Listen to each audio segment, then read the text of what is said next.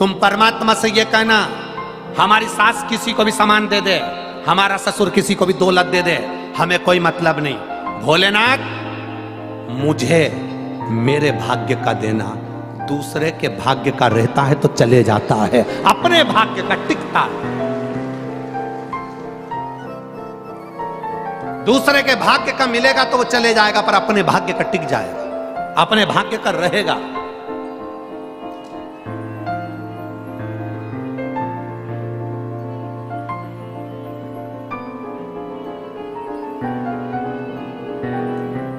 एक दूसरे की गाड़ी में बैठकर छत्रपति संभाजी नगर आना और एक अपनी गाड़ी में बैठकर आना, दोनों में अंतर है। दूसरे की गाड़ी में छत्रपति संभाजी नगर आओगे ना तो बार बार तुम्हें स्मरण में आएगा, धीरे चलाओ, दूसरे की है। स्पीड ब्रेकर पर दिख के चलाओ, दूसरे की है। जरा सी कहीं कुछ हो जाए, मैं मांग के लेके आया था, दूसरे की है। और एक अगर अपनी गाड़ी होती ना, थोड़ा बहुत टचका मचका भी लग जाता, कूद भी जाती, कोई टेंशन नहीं। अपना धन, अपने भाग्य का धन अपना होता है, फिर कहीं पर भी कूद जाओ पता ही नहीं पड़ेगा। दूसरे के भाग्य का धन इकट्ठा करोगे, दूसरे की दौलत एकत्रित करोगे, दूसरे के भाग्य का धन इकट्ठा करोगे, चोरी का धन आ गया, चोरी का सामान आ गया, चोरी का ये आ गया, चोरी का वो आ गया, दूसरे को छल कर लिया है, किसी को दुख देकर लिया है, किसी को कष्ट देकर लिया है, तो वो सुख का अनुभव नहीं है हमारा, वो आनंद का अनुभव नहीं है। अपने खुद का।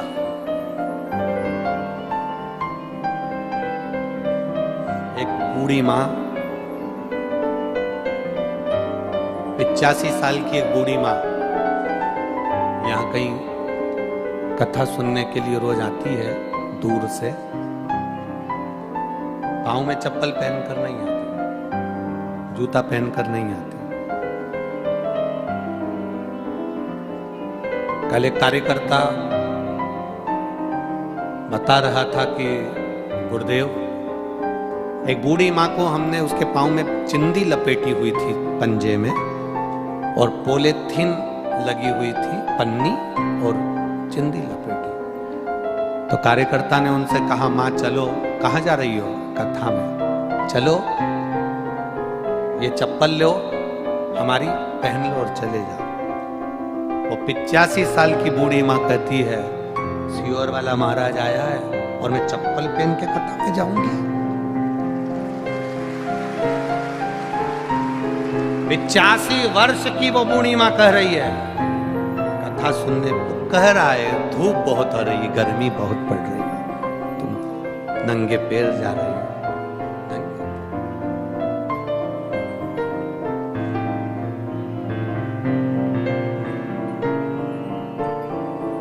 प्रदीप जी जायसवाल विधायक जी को मैं धन्यवाद देना चाहूंगा कि आपके क्षेत्र के जो लोग हैं वो बड़े धर्मात्मा हैं, बड़े। कभी कभी हमारी भी आंख में आंसू आ जाते हैं आप लोगों का भाव देखकर। एक दो गांव की वीडियो किसी ने हमारे पास में भेजी, जिनके घर में कच्चे मकान है, घास के कबेलू के झोपड़े, और घर के बाहर 4-4 ईंट लगाकर उस पे लोग रोटी बना रहे हैं, और उनके साथ में कुछ लोग दाल बना रहे हैं, बेसन बना रहे हैं। हमको ऐसा लगा कि उनके घर में तो खुद भोजन इतना नहीं होगा, झोपड़ा ऐसा दिख रहा है, पर 5-5, 6-6 गांव की माताएं रोटी बनाकर, सब्जी बनाकर, जिस गाड़ी से कथा सुनने आ रही हैं उसमें स्टील के डब्बों में भर भर कर लाकर यहाँ लोगों को खिला रहे हैं।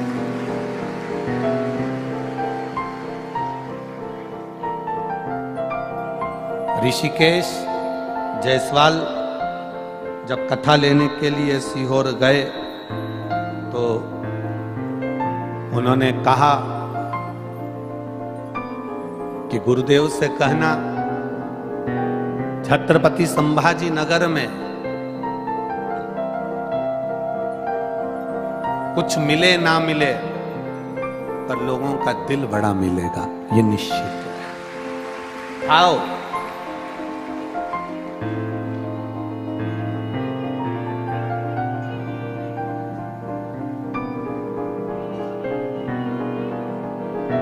पानी की बोतल जिसकी कीमत बाजार में 10 रुपए, 15 रुपए, 20 रुपए होगी, छत्रपति संभाजी नगर की इस कथा में यजमान परिवार ने तो पानी की बोतल बढ़वाई, साथ में इस नगर के दानदाताओं ने इतना पानी बढ़वाया, इतना पानी की बोतल बढ़वाई कि लोग ले नहीं रहे थे। इतनी पानी की बोतल फेंक कर दे रहा है, लेकर हाथ में बढ़ाते जा रहा है, देते जा रहा है, ले साहब, ले साहब, ले साहब।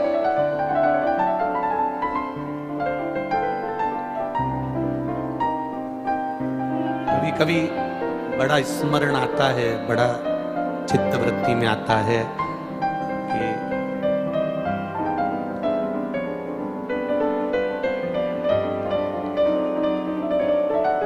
आप लोग पानी की बोतल लोगों को बांटते रहे, और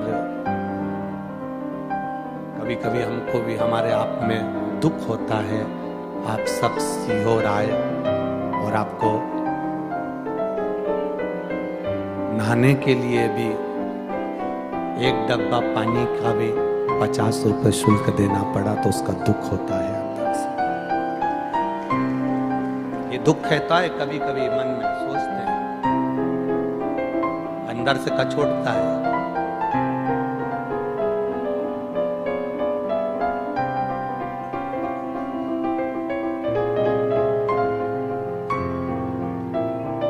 आपके भीतर लुटाने का भाव है। गांव-गांव से आई हुई माताएं अपने साथ में पन्नियों में रोटियां भरकर और अचार लेकर आई, और जहां बैठती थी वहीं 25 लोगों को 2-2 रोटी और अचार बांटती रही। देखकर आनंद की अनुभूति होती। और मेरा निवेदन है, जहां भी शिव महापुराण की कथा हो,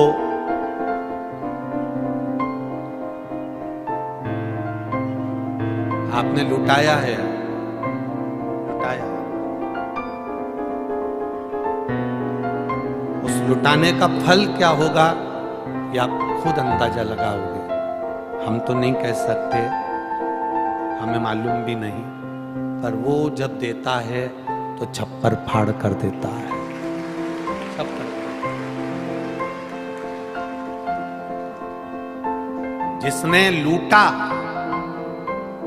जिसने लुटाया उसके लिए मेरा भोलेनाथ छप्पर फाड़ कर देता है, और जिसने केवल लूटा है, नोचा है,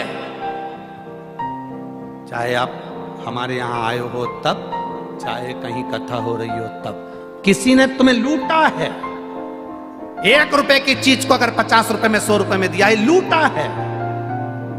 जिसने लुटाया उसको मेरे बाबा ने छप्पर फाड़ कर दिया, कुबेर भंडारी ने, और जिसने लूटा उसको थप्पड़ मार कर लिया मेरे कुबेर भंडारी।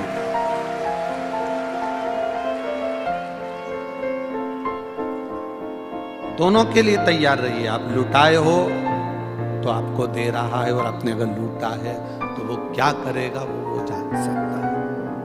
क्या उसका वर्णन।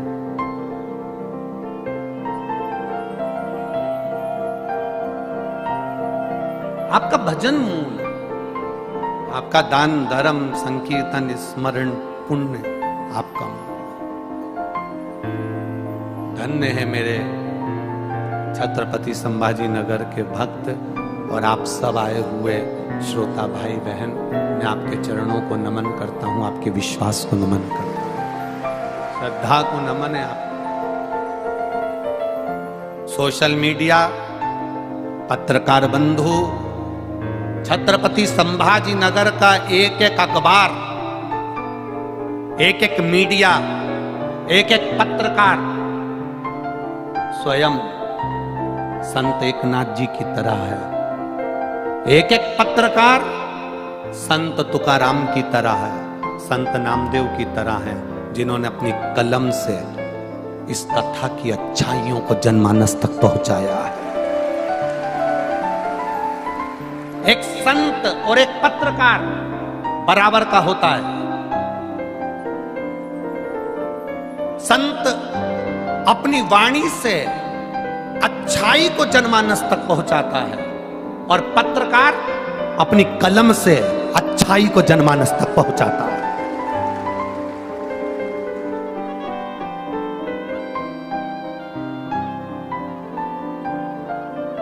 एक पत्रकार अच्छाई को जनमानस तक पहुंचाएगा, अपने अपने भाव को। एक संत और पत्रकार बराबर होता है। संत अच्छाई को जनमानस तक अपनी वाणी से पहुंचाता है और पत्रकार अच्छाई को अपने कलम के माध्यम से पहुंचाता है। कलम के माध्यम से।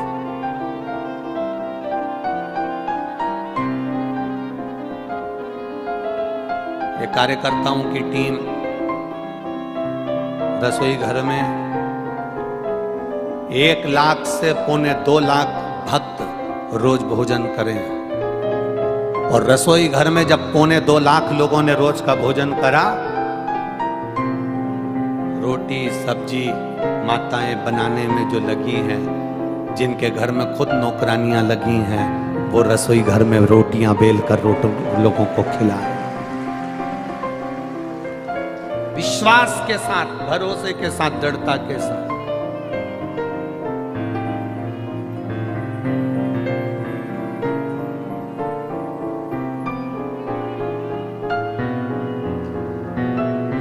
अब विश्वास हो गया कि महाराष्ट्र के अंदर कभी भी कथा हो तो यजमान परिवार को भी टेंशन लेने की जरूरत नहीं है। यहां भक्त अपने आप संभाल लेते हैं। महाराष्ट्र के अंतर्गत कथा भक्त अपने आप संभालता है, भाव के साथ संभालता है, विश्वास के साथ संभालता है। छत्तीसगढ़ का भी यही क्रम है। छत्तीसगढ़ के भी भक्त अपने आप संभाल लेते हैं, अपने आप। विश्वास। अब एक विचार करिएगा, जब भगवान इतना बड़ा आयोजन संभाल सकते हैं तो क्या तुम्हारा घर नहीं संभाल सकते हैं? तुम क्यों चिंता करते हो? मेरे बच्चे के लिए मुझे यह करना है, पत्नी के लिए करना है, मकान बनाना है, गाड़ी लाना है, जमीन लाना है, जायदाद लाना है, संपदा लाना है। आय बढ़ाने के साथ आयु बढ़ाने का प्रयास करिएगा। आपकी उम्र कैसे बढ़े? कोई सत्कर्म कर देना, किसी भूखे को भोजन कराना, किसी प्यासे को पानी पिलाना, किसी बीमार की औषधि करा देना, यह आयु बढ़ाने का तरीका है, आपकी उम्र बढ़ा देता है। भूखे को भोजन कराओ, प्यासे को पानी पिलाओ। घर में बुजुर्ग माता पिता हैं, उनकी सेवा करो। प्रतिदिन अपने माता पिता के चरण दबाओ। अपने माता पिता को चरण भी नहीं दबा सकते तो प्रणाम करो। तुम्हारे पिताजी तुम्हें गाली दें, तुम्हारी सास तुमको गाली दे, आप शब्द कहे ताने दें, तुम्हें 24 घंटे तुम्हारी सास को से गालियां दे, तो भी तुम्हारा फर्ज है तुम उसके चरणों को प्रणाम करना मत भूलना। मुंह मत चलाना, पलट कर जवाब मत देना। एक दिन उसने जो गालियां दी है ना, वो गालियां भी तुम्हें फलना चालू हो जाएगी, तुम्हारा नुकसान नहीं होगा। देन दो ना उसको। शिव महापुराण की कथा कहती है, जिसको ज्यादा गाली दी जाती है, जिसको अपशब्द किए जाते हैं, जिसको ताने दिए जाते हैं, जिसको आड़ा टेढ़ा बोला जाता है, जिसकी निंदा होती है, उन्नति की सीढ़ी पर वही चढ़ पाता है। जिसके लिए अपशब्द कहे जाते हैं, ताने दिए जाते हैं, आड़ा टेढ़ा बोला जाता है, कहे कहने वाला।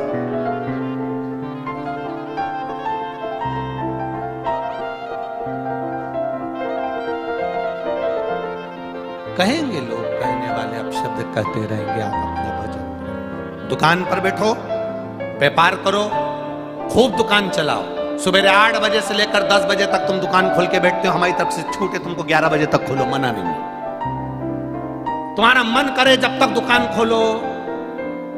बस इतना सा निवेदन है, दुकान पर एक दिन में अगर तुमने 1000 रुपए कमाए हैं तो 1000 में से 50 रुपए अपने ऊपर भी खर्च करना, अच्छा खाना और अच्छा पहनना, अपने ऊपर भी खर्च करना, अपनी भी खुशी स्माइल सामने रखना, अपने चेहरे की प्रसन्नता खत्म मत होने देना।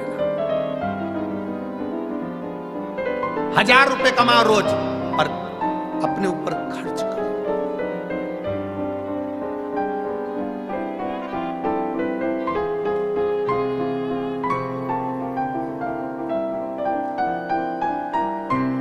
अपने ऊपर खर्च करो।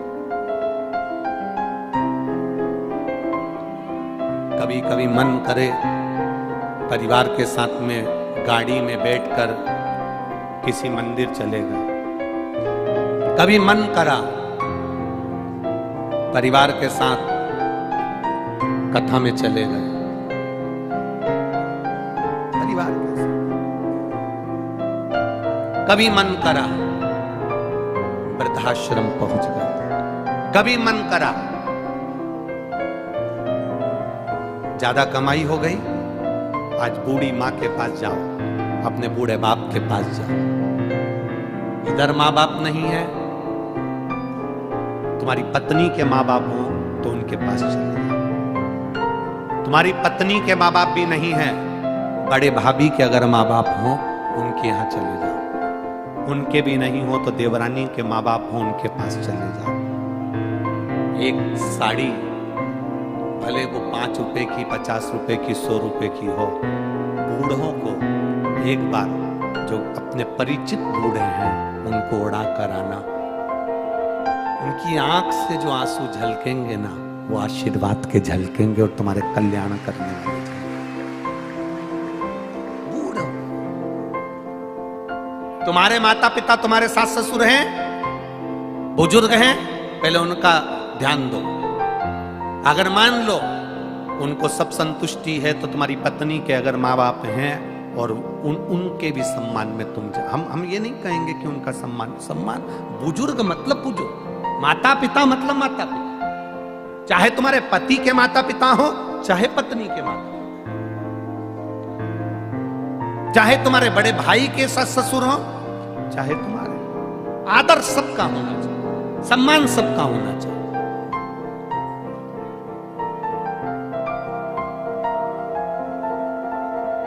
घर में बहन आए उससे पहले घर की जो बूढ़ी बुआ हो, बूढ़ी बुआ, बहुत अवस्था हो गई, बुजुर्ग हो गई, उसका भी ठिकाना नहीं, कब मर जाए, कब चली जाए। बुआ को फोन लगाकर कह दो, बुआ हफ्ते में 2 बार 1 बार गाड़ी भेज दूं क्या बुआ? आ रही हो कि 2-4 दिन के लिए? आ जाओ। एक अंदाजा लगा कर रखना, नारी जितनी बूढ़ी होती चली जाती है उतनी घर से आसक्ति बढ़ती चली जाती है, उससे घर नहीं छूटता। अपना फोन पे बोलने में क्या जाता है? बुआ कब आ रही हो, गाड़ी भेज दूं क्या? बुआ खुद कह देगी, रे बच्चों के कारण फंसी हुई हूँ, परिवार देखूं कहाँ हूँ, शरीर से बने नहीं, जाना आना होए नहीं, तू तो रहने दे, कभी इधर से निकलो तुम हरसा मिलते हुए चली जाना। पर अपना फर्ज है कि अपनी बुजुर्ग बुआ को, बहन बाद में, पहले बुआ, उसको कहो कब आ रही है बुआ? कथा हो रही है अपने गांव में, अपने नगर में, अब छत्रपति संभाजी नगर में तो आज पूरी हो जाएगी, भोपाल में 10 तारीख से 14 तारीख तक चालू हो जाएगी, तो भोपाल में रहने वाले भी अपने बुजुर्गों को कह सकते हैं, कब आ रही हो बुआ? भोपाल में शिव पुराण की कथा है, आ जाओ, 4-5 दिन रुकना होगा, आनंद लेंगे, कथा सुनेंगे, चले जाएंगे। वो बुजुर्ग भी खुश होकर अंदर से सोचेंगे, मेरा भतीजा भतीजी ने याद करा, मेरे भाई नहीं है पर मेरे भतीजा भतीजी ऐसे जोरदार मुझे याद करते, उसकी दुआ, उसका आशीर्वाद, और ये दुआ ही हमारी आयु को बढ़ाएगी। मार्कंडे जी के साथ हुआ क्या था? उम्र थी मात्र छोटी सी, कुछ अवस्था में मरना था। नारद जी ने एक ही बात कही, जो मिल जाए उसके पांव पड़ ले, जो मिल जाए उसका आशीर्वाद ले ले। मार्कंडे जी ने पांव पड़ना प्रारंभ करा, सबके आशीर्वाद ले, सबके आशीर्वाद, आशीर्वाद लेते लेते लेते लेते लेते लेते आशीर्वाद लेते लेते तुरंत मार्कंडे जी नारद जी के पास पहुंच गए। नारद जी ने आशीर्वाद दे दिया, आयुष्मान भव।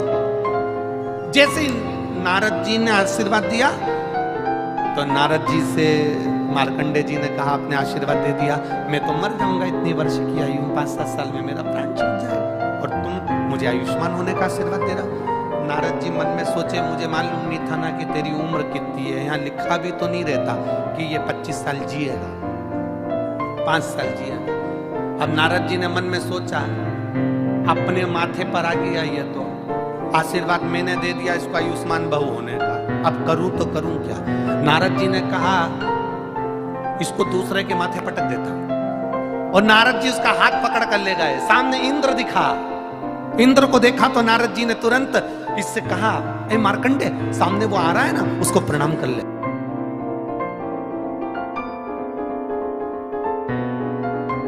नारद जी बोलकर हट गए, और इसने जाकर उसको प्रणाम कर लिया। इसको नहीं मालूम कि इंद्र, और इंद्र को नहीं मालूम कि मार्कंडे। जैसे ही उसने साष्टांग दंडवत करा, इंद्र ने आशीर्वाद दे दिया, आयुष्मान भव। इतने में नारद जी इंद्र के पास आ गए। आपको मालूम है कौन है ये? मार्कंडे। बहुत छोटी सी उम्र है, 5-7 साल में मर जाएगा। ओरे राम, इंद्र कहे मैंने तो आशीर्वाद दिया आयुष्मान भव होने का।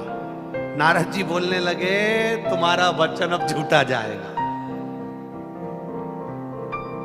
इंद्र उस बच्चे का हाथ पकड़कर, अब तुम लेके जाओ इसको। इंद्र उस बच्चे का हाथ पकड़कर ले गए,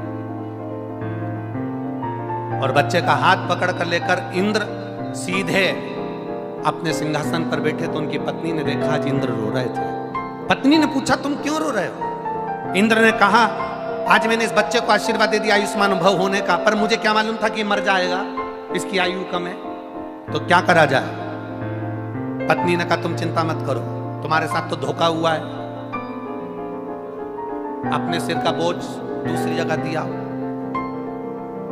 इंद्र ने हाथ पकड़ा, ब्रह्मा जी के पास ले गए। ब्रह्मा जी, और इंद्र ने कहा, वो सामने बाबा बैठे ना दाढ़ी वाले, उनको दंडवत करिया। और जाकर मार्कंडे ने जो दंडवत करा, ब्रह्मा जी ने कह दिया आयुष्मान भव। अब जो ब्रह्मा जी ने कहा आयुष्मान भव, इंद्र ने आकर कह दिया, आप पहचानते हो इसको? नहीं मार्कंडे, कम उम्र है, तुमने लेखनी में लिखा है, अपनी कलम से लिखा, इतने साल में मर जाएगा, और तुमने आशीर्वाद दे दिया आयुष्मान भव होने का। अब तुम्हारी लेखनी गलत, तुम गलत। ब्रह्मा जी ने मन में सोचा, अब करूं तो करूं क्या। इंद्र इनको ब्रह्मा जी के पास छोड़ के चले गए। ब्रह्मा जी सोचे, अब इसको लेकर कहां जाऊं मैं, अपने माथे का बोझ किसको दूं। ब्रह्मा जी उसको लेकर भगवान विष्णु के पास पहुंच गए। भगवान नारायण आराम से सोए हुए थे, लक्ष्मी जी चरण दबा रही थी। इसने मार्कंडे जी को कह दिया, जाओ वहां पर जाकर प्रणाम कर लो। मार्कंडे जी ने जो दंडवत करी, हार हार, जो दंडवत करी, भगवान विष्णु के नेत्र खुल गए। नेत्र खुले, देखा एक छोटा सा बच्चा मेरे सामने दंडवत करा है। भगवान विष्णु ने कहा आयुष्मान भव। लक्ष्मी जी नारायण को देख रही। नारायण पूछ रहे, लक्ष्मी तू मुझे इतनी घूर घूर के क्यों देख रही है? लक्ष्मी जी बोली, ये वो मार्कंडे है जिसको इतनी कम उम्र में मरना है, 5-7 वर्ष की आयु में इसको जाना है, और तुमने आशीर्वाद दे दिया आयुष्मान भव होने का। भगवान विष्णु बोले, लक्ष्मी तू पहले नहीं बोल सकती थी? लक्ष्मी बोली, मैं पांव दबाते दबाते चिमटा भी खोड़ा, तुमने ध्यान ही नहीं दिया। अब क्या होगा? भगवान ब्रह्मा जी छोड़कर विष्णु जी के पास चले गए, और विष्णु जी अब उसको लेकर सीधे देवाधिदेव महादेव के पास चले गए। शंकर पार्वती शाम के समय घूम रहे थे, और भगवान नारायण ने कहा, जाओ उनको प्रणाम कर लो। जो दंडवत करी, दंडवत करते से भोलेनाथ ने कह दिया आयुष्मान भव, चिरंजीवी भव। कालों का काल, जब महाकाल आशीर्वाद देता है, काल की भी हिम्मत हिम्मत नहीं जो महाकाल के सामने खड़ा हो जाए। काल की भी हिम्मत नहीं जो महाकाल के सामने खड़ा हो जाए। बस आए यमराज बंदी बनाने, सामर्थ्यता नहीं थी क्योंकि शंकर सामने खड़े हुए थे। जिसको एक लोटा जल चढ़ाते हो ना, तुम्हारी दुख की घड़ी में सामने खड़ा मिलता है। हॉस्पिटल में दवाई देने वाले मिलेंगे, हॉस्पिटल में तुम्हारे हॉस्पिटल का बिल देने वाले मिलेंगे, हॉस्पिटल में डॉक्टर, नर्स, सिस्टर, मशीनें, दवाई, भोजन सब मिलेंगे, पर हॉस्पिटल में उम्र देने वाला केवल एक होगा। तुम्हारा चढ़ाया गया एक लोटा जल तुम्हारी उम्र बढ़ा रहा हो। एक पत्र आया है, जिस पत्र में श्रीमती सुनीता लक्ष्मणराव पाटिल, नादरपुरकर, छत्रपति संभाजी नगर, महाराष्ट्र। एरिया का नाम सही बोला ना? नादरपुरकर, यही है ना? अरे बोलो तो जम के। हाँ, श्रीमती सुनीता लक्ष्मणराव पाटिल कहीं बैठी हो तो हाथ हिला सकती हैं, कहीं बैठी हो तो हाथ हिला सकती हैं। श्रीमती सुनीता लक्ष्मणराव पाटिल, नादरपुरकर, छत्रपति संभाजी नगर, महाराष्ट्र। गुरुदेव, भोले बाबा की लीला का मैं क्या वर्णन करूं। हमारी शादी को 23 साल हो गए थे गुरुदेव। कितने साल? जम के बोलो जरा। 23 वर्ष। हमारी शादी को 23 साल हो गए गुरुदेव, मगर कोई संतान प्राप्ति नहीं हुई थी। 23 साल शादी के हो गए पर कोई संतान की प्राप्ति नहीं हुई गुरुदेव। हमारी शादी को 23 साल हुए मगर कोई संतान प्राप्ति नहीं हुई थी। टीवी पर आपकी कथा सुनते हैं और एक लोटा जल भोले बाबा को चढ़ाते हैं। उसके साथ मैंने पशुपतिनाथ का तीसरा व्रत किया। जिस दिन आप संभाजी नगर में आए, उसी दिन हमारे घर में बाबा की कृपा से 23 साल बाद संतान की प्राप्ति हुई। ये शुभ 23 वर्ष के बाद।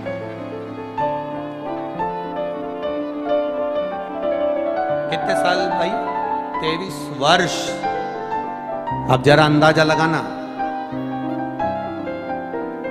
23 साल में कोई सोच सकता है कि हमारे यहाँ औलाद हो जाएगी? अब और बोलो माताएं बैठी इतनी, इनको तो स्मरण में होगा, भाई लोगों को स्मरण में होगा। 23 साल में किसको अंदाजा कि 23 साल बाद भी औलाद हो जाएगी? आस छोड़ दी, विश्वास छोड़ दिया, सब कुछ छोड़ दिया, पर टीवी पर कथा सुनी और विश्वास जागा। विश्वास जागा तो पशुपति व्रत किया, एक लोटा जल देवाधिदेव महादेव को चढ़ाना प्रारंभ किया। जो दुनिया में कोई नहीं दे सकता वो मेरा काल अधिपति देता है, कुबेर भंडारी देता है। जो दुनिया में कोई नहीं दे सकता वो कुबेरेश्वर महादेव देता है, महाकाल राजा देता है, कृष्णेश्वर देता है।